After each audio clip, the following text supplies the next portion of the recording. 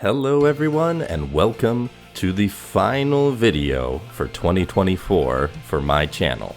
Now this is going to be the usual roundup of all the games that I have played this year, plus my game of the year, plus also the honorable mentions, but it is a little bit different from usual in that I'm not scripting this. I simply did not have the time to script out the details for every single game that I played through this year. I didn't even script out the intro. This is completely improvised. So I will be going through all of the games. I have a bit of an outline of what I want to talk about with each of them, and then at the end we'll get to the real scripted meat of the video and my game of the year. So without further ado, let's start at the beginning. So the first game that I played in 2024 was Baten Kaitos Origins, part of the remastered duology with the first game. Baten Kaitos Origins is a card-based, turn-based RPG made by the same people who make the Xenoblade games, or the Xeno series in general. And Baten Kaitos is really fun. The first game went great on the story, but the combat was a little mixed. Baten Kaitos Origins really focused in both the combat and the story. There are fewer main characters, and the combat flows smoother in Origins. And it is a lot of fun going to this prequel from the original because there's so many details that you would remember from that and see, oh, this is where things are going to end up after this point. I just think that Origins was exactly the sort of game that should have followed up the first one. It isn't exactly the same, but it still enhances the overall series by its existence, and the gameplay is so much smoother. I do wish that Monolith Soft had the opportunity to continue making Baten Kaitos games, maybe in addition to Xenoblade, because I don't want them to stop making the Xeno series games as well.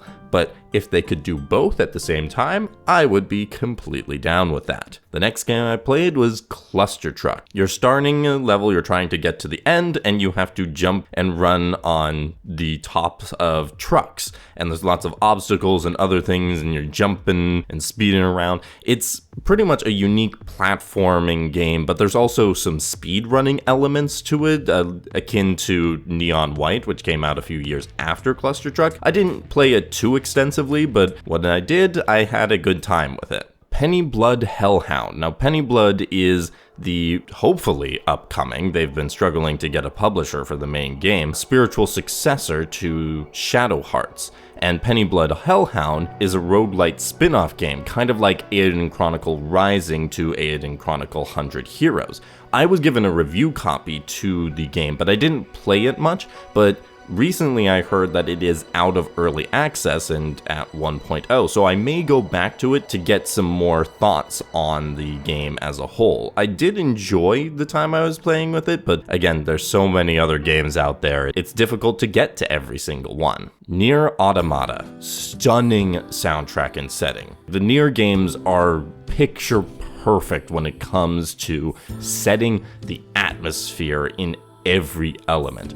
The action combat is also a lot of fun. I think that Nier Replicant's remake is better to me on the combat front, but part of that is because of the way that the PC port is done for Nier Automata. It is a very strange system that you can update and remap controls, but they won't let you do it separately for certain things, and that's specifically the dodge. So that was pretty much the one aspect of the combat that didn't work. Otherwise, it was great and smooth and exactly what you're looking for in the action combat. And I am so looking forward to more Nier content or Drakengard content in the future. I really hope that Yoko Taro does that and gives us the next entry. One of the things that I appreciate about Nier, and that has been a theme of my favorite games of this year, is that it is unique. There aren't games that feel the same as the Nier games, and that is exactly what I'm looking for. It's a lot of fun to experience a somewhat novel game. Zwei the Arg's Adventure. This is a nice throwback to earlier Falcom games. This is an action RPG, part of a duo of games, and Zwei the Arc's adventure and the Zwei series in general has great music. It has that very charming sprite work and Falcom aesthetic from that time, and even the action combat is fun once you are in that world. Stay tuned for more about the Zwei games in the Ilvard Insurrection section of this video, but also in my Why You Should Play video coming soon to a channel near you. Unicorn Overlord. I couldn't put this game down. I love the setting, characters, art, world, all that Unicorn Overlord had to offer. I was there for. I want to see more games like this. I don't think that's gonna happen, at least not from Vanillaware, but I'm hoping that other developers have looked at Unicorn Overlord and gotten some ideas. That sort of RTS strategy is something that's not typically seen in JRPGs, and I think that Unicorn Overlord could maybe get more people to focus on that and try out something new for the future. Lil Gator Game. This is a short and sweet game. The premise is you are a little kid whose big sister used to play with them in these big, elaborate games of fantasy and all that, but she is now in college and she is going away and she has to focus on her studies and all the other things that she has to do, and she doesn't have the time to play with you. But as the little kid, you are trying to convince her to put down the laptop, put down whatever she's working on, and come and play with you as she has in the past. And it's sort of a coming-of-age story, but I think some of the interesting aspects of it is that you're the little kid. You're not necessarily growing up. You are learning something from this about the act of growing up, but you, the character, are not. It's about someone else growing up and growing kind of away from you. It's a story that a lot of people can relate to and can understand, and it is put together in this amazing graphic style. The way that the game brings about the fantasy elements of this game is incredible. I love the cardboard cutouts for everything. It feels like this is something that could happen, that someone would set up an elaborate fantasy game of this, but it is so real to our characters that it works so well. I truly recommend this game to anyone who likes these sort of short but sweet and sometimes sad games. Eiyuden Chronicle 100 Heroes. It finally came out. It was big. It was ambitious. It did not reach all of that, unfortunately. Some of the areas are still pretty rough. There's some mini games that didn't really work. I think that the war mode in general was not as fun as I was expecting, and the story had its ups and downs. However, it still was a really good game. I still really enjoyed the world that they constructed, the characters that they populated. A lot of them were very interesting, very entertaining, and I enjoyed the gameplay style as well, with how many options you had for constructing your party, for getting big abilities, and mostly it made me excited to see the Suikoden remasters in 2025. There's a lot that this game style had to offer, and I want to go back and see where it originated and where a lot of people think it was perfected. Princess Peach Showtime. This is a charming game. There's a lot of variety with all of the transformations and all the levels that you go through with Princess Peach. The theatrical elements were so skillfully put into the game. Like, I loved seeing how these levels were transformed and still felt like this is the stage show. Certainly it's a stage show with some serious budget, but the lighting and all of the other elements, it just made it feel theatrical and dramatic. It is an easy game. It is a game that I think is generally geared more towards a younger audience, but I'm hoping that this is the start of more solo Peach adventures, because I think there's a lot that they could do with this, and they could even expand the Princess Peach Showtime specifically to be something bigger. I think this was in some ways a proof of concept, and I think it worked. Persona 3 Reload. Persona 3 is a game that I really enjoy, but I have always been more conscious of its flaws than appreciative of its strengths. Persona 4 and Persona 5, I think, are a little more evident in that. Persona 3 Reload is a very good game and brings the focus to a lot of the elements that are really good about Persona 3. It's not a perfect remake, but it is a really good one, and I love the new cast and the new songs for it. It's a great time playing through, and I think the way that they updated the Persona 3 system with some of the more recent elements of Persona gameplay was done pretty well. There are things that are weaknesses of the original that are retained in the remake, and in at least one area, something that the remake introduced that the original didn't have that didn't work for me. I think that if you enjoy Persona 3, Persona 3 Reload is a game that you will certainly enjoy as well. Tabletop Simulator. Sometimes a game comes around and advertises itself as one thing, and does that one thing perfectly, and that is Tabletop Simulator. It is a tabletop simulator, and it does exactly what it's supposed to, and it utilizes the Steam Workshop to its best capacity. This is the game that you need to have that Workshop connection to make it as good as it can be. I have played some board games on it, some that come with the game, some that are mods, all of them great, and it's a really fun experience overall. Marvel's Midnight Suns.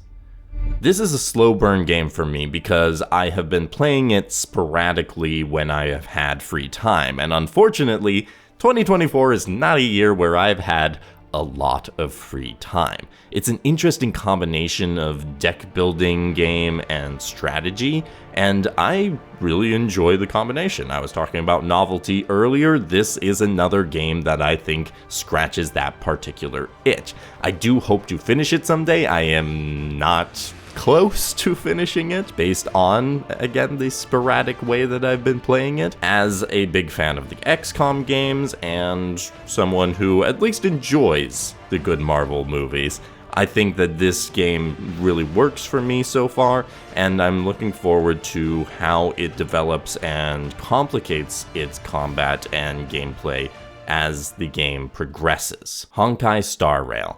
I got into Honkai Star Rail for one reason, and one reason only: Firefly. The character Firefly captured my attention as soon as I started seeing the fan art of her and hearing more of the backstory and the gameplay and all of that. I knew that Honkai Star Rail had ties and connections to Falcom because the director is a big fan of the games, especially Trails, and I loved seeing the nods to that in the game itself, both in just general dialogue and the way that the game is written, and also the style of gameplay that it brings. So I got it, I started playing, I played through until I got through the first area as well, and I did the summon for Firefly. I summoned her, it was great, I played through a little more so I could actually play with her, and then I stopped playing. Honkai Star Rail is a predatory gacha game. I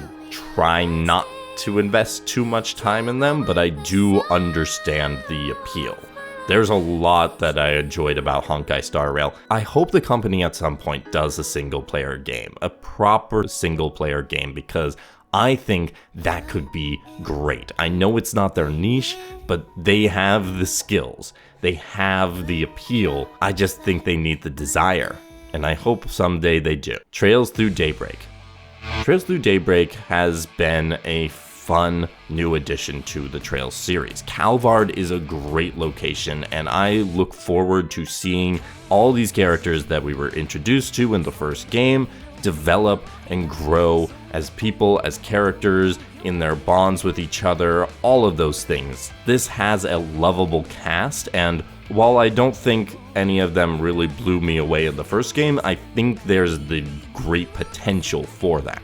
This is also another theme of this year, is hybrid combat. We've got turn-based and action, or some form of twist on the usual formula, and I think Daybreak does it best.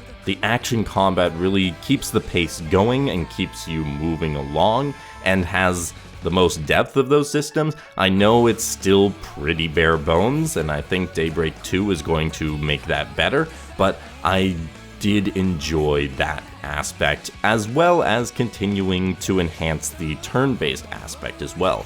And lastly, I enjoy this new game engine for Falcom. The action looks so much better. The animation is so good. I hope Falcom recognizes this and continues to invest in making the games look and feel and sound as good as they can possibly be. Elrontaros Wanderings. I got a review code for this game. I tried it.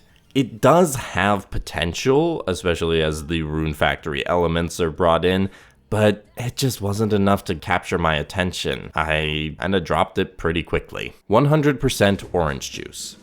Finally got around to playing a game of this. Fun enough party game, but I think there are others that are more likely for me to bring out again when I've got friends over or when I'm playing with friends online.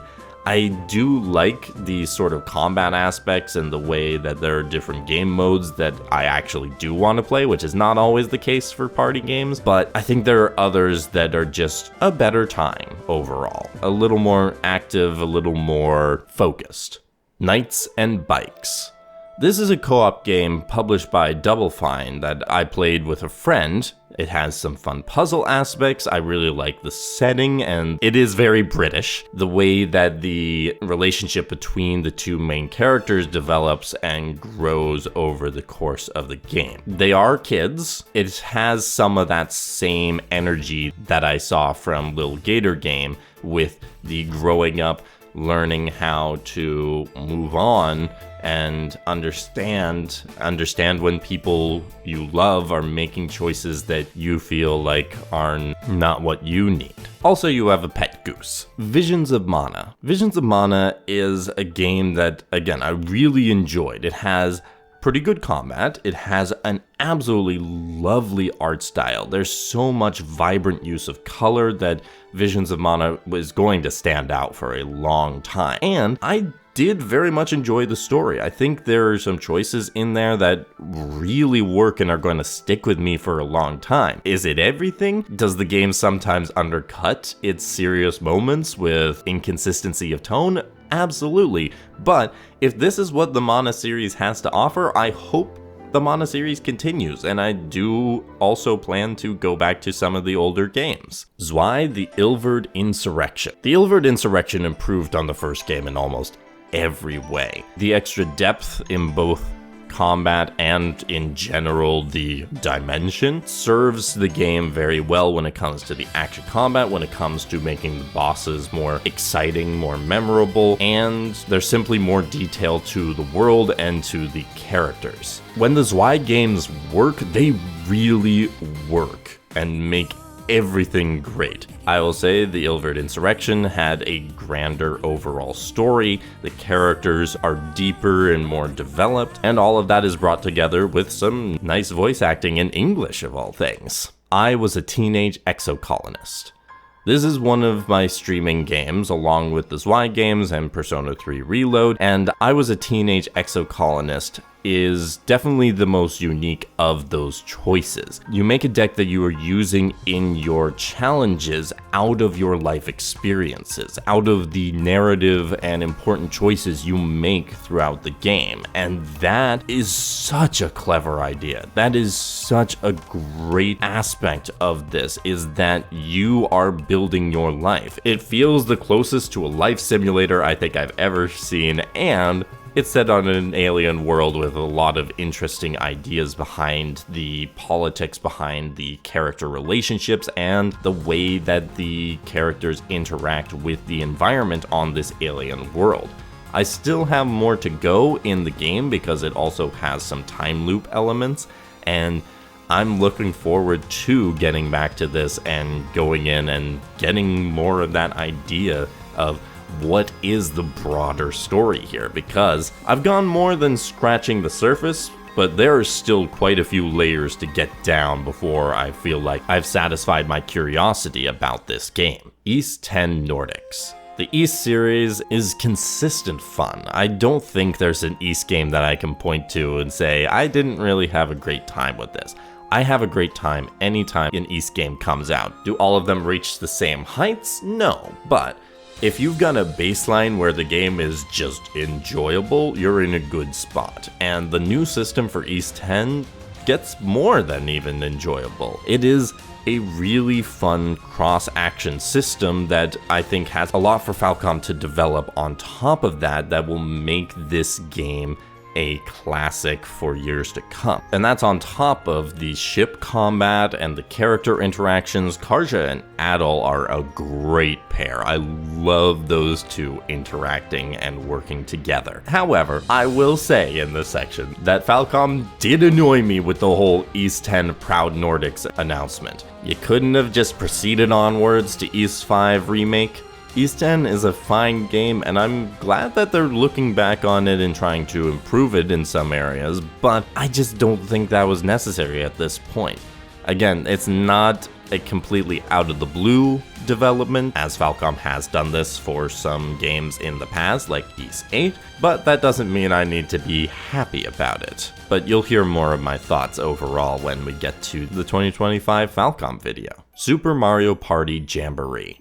This is the best Mario Party I've played, but the games just take so long. There's a lot of great fun mini games, but is there any way to speed up some of these turns? Does the Jamboree buddy system games need to be that long? Super Mario Party Jamboree is everything that I'd want from a Mario Party, except the pacing. And so it's one of those instances where I'm really enjoying the game that I got while also thinking you were this close to pretty much perfecting what you're doing, and yeah, came up short. Parasite Eve. This game is so good, people. What are we doing here? 1998, and they had a game with this novel a concept with the RPG and survival horror elements meshing so well, and then you come to the music and the cutscenes and they hold up incredibly well. I can't believe that this game is this good, and unfortunately still stuck back in previous eras of Sony consoles. I know the reason, but it is a shame because Parasite Eve is one of the best games I played this year and is nearly as old as I am, and that is wild. Ale and Tail Tavern. Chaos? Check. Fun? Check.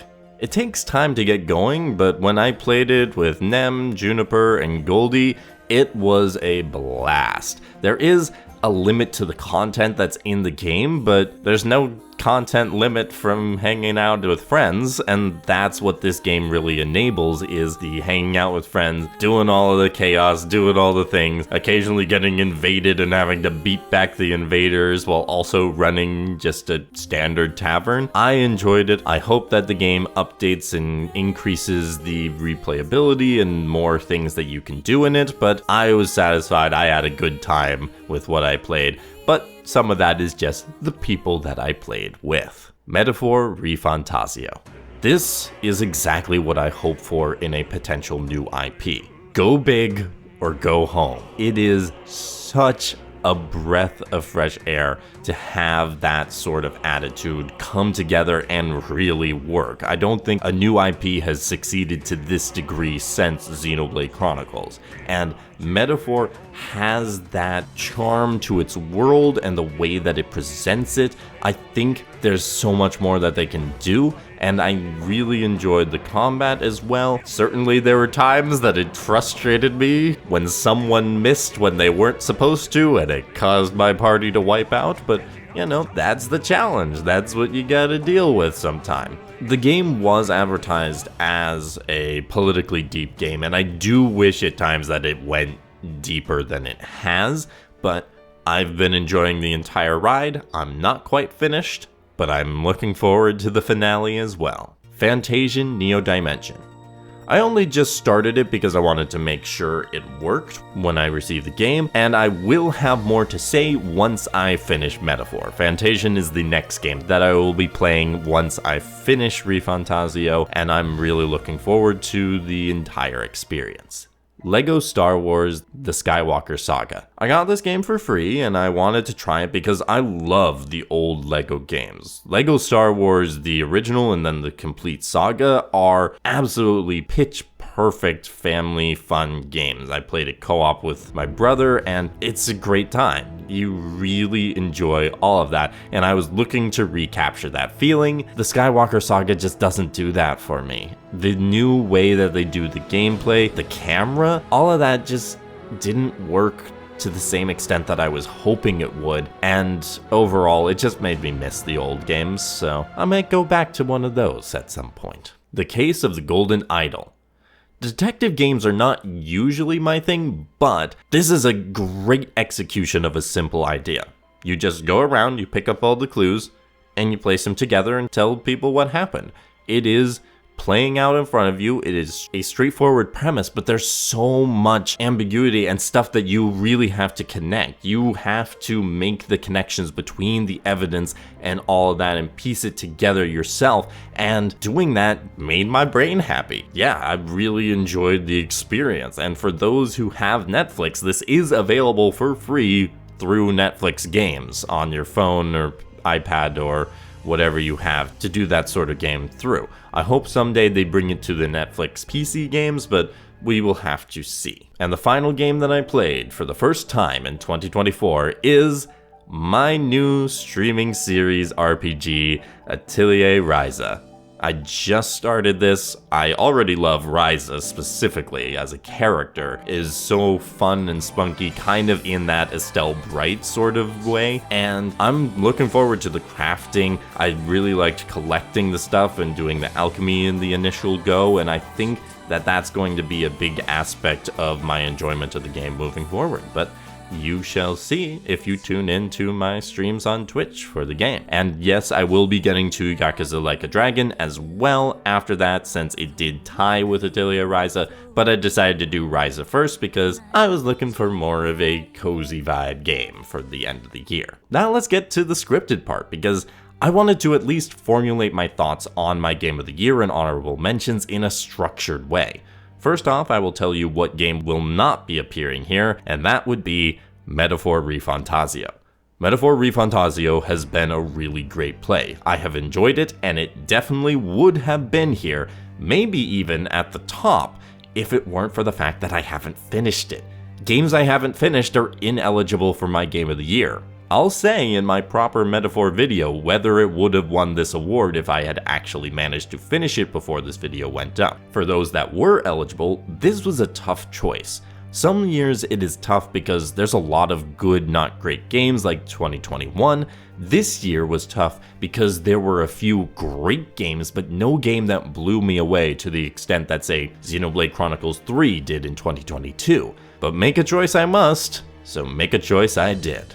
Let's break down the honorable mentions, starting with Trails Through Daybreak.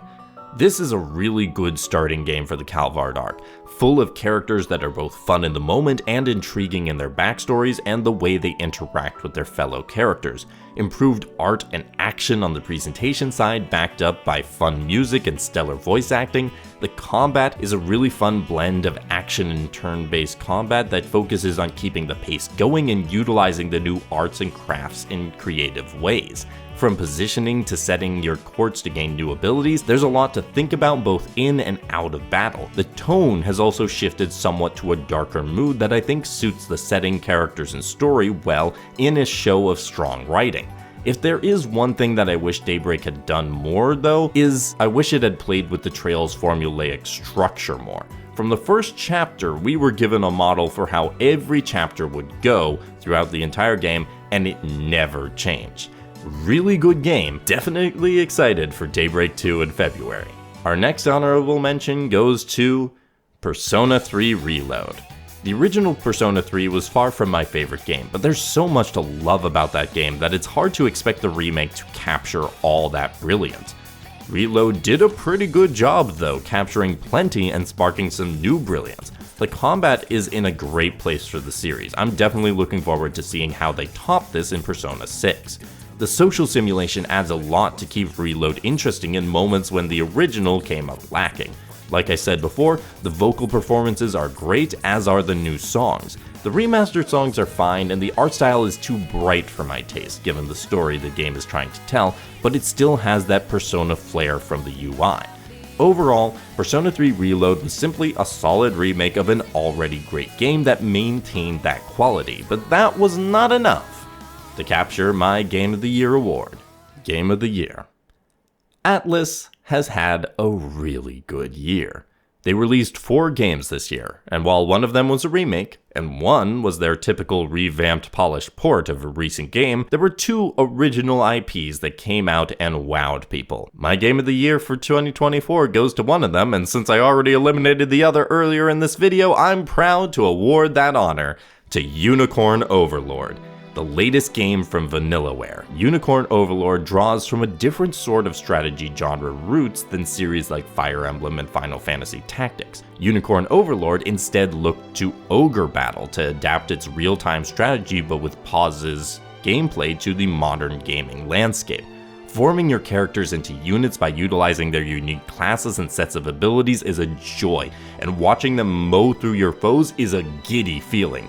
Having your units mowed down in return, though, is a sometimes necessary humbling, but doesn't diminish the whole. The story is good mainly due to a group of lovable characters I enjoyed getting to know better, an overall structure with some fun twists and turns, and flavorful writing that enriched the world. It does not stray far from the traditional tales, but that's okay, even if it would be nice for the story to have been bolder in some ways.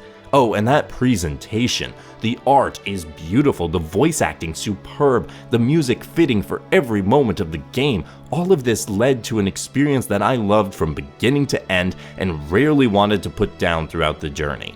Unicorn Overlord is the game that kept me engaged the most on my journey playing it and has very few things that I didn't care for in the game.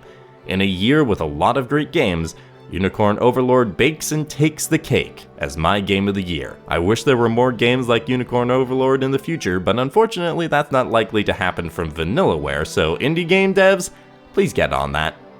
Thank you all for joining me for the 2024 year. I know it's been a somewhat hodgepodge year as I adjusted to my new work and schedule, but thank you for sticking with me throughout. Whether you just came for the first time this year or have been here since the beginning, I thank you for watching.